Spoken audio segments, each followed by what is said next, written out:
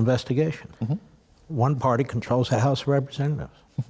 And one party wanted to impeach the President of the United States, not a single Republican. I don't believe this has ever happened before in American history.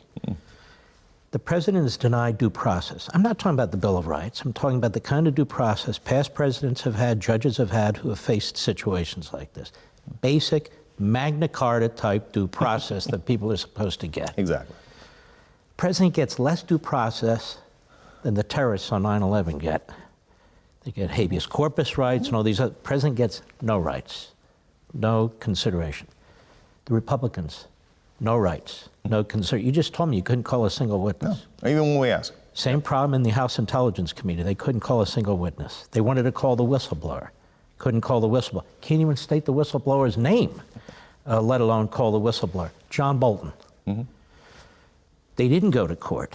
No. Now you have, let's move to the Senate, demanding John Bolton, demanding Mulvaney, Chief of Staff to the President, demanding the OMB Director to the President, and the Secretary of State. These are four that they want. Congressman, don't we know historically that the courts have said under executive privilege and separation of powers, this small circle around the President, Congress doesn't get them. No.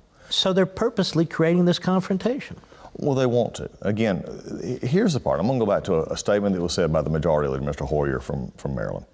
And he made a very revealing statement for anybody who's concerned about Constitution and rights, and especially for me, even those who, on my Democratic counterparts who worry about their communities where they discuss police action and they just, rights being violated. It's amazing to me how they're willingly setting that aside to come up to this. Steny Hoyer actually said the President we allowed him every opportunity to come prove his innocence. I'm sorry, did we take a vacation and leave the United States? Do we all of a sudden suspend the Bill of Rights? Do we suspend, any modicum of due process? I don't care if you think this president ought to be impeached or not. This is irrelevant.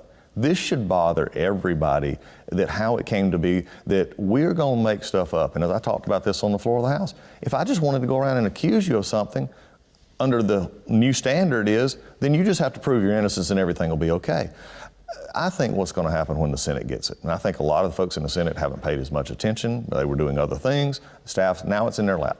They're going to hear this argument in less than a week or so. They're going to hear the argument, and it's going to be, here's what we say the case is. Then they're going to hear the President's defense for the first time in a long form. Here's what actually happened. And I think the American people are going to go back and see that, and the senators are going to look at it, and the senators are going to say, wait, this is what we're getting? These are the articles that you sent over? This is what you have wasted so much time and now have put us in a period of time in which we got to do something? I think the American people are going to see through this. I think that they already are seeing through it. But when you make a promise, when the Speaker makes a promise, when the Democratic left make a promise that we're going to impeach him, and it takes means, motive, and opportunity. Well, the means was how they can do it. The motive was that they didn't like him. They hated the way the economy's doing. They looked at their 2020 field and said, this is a disaster, and said, we've got to do everything to investigate him, harass him, do everything we can.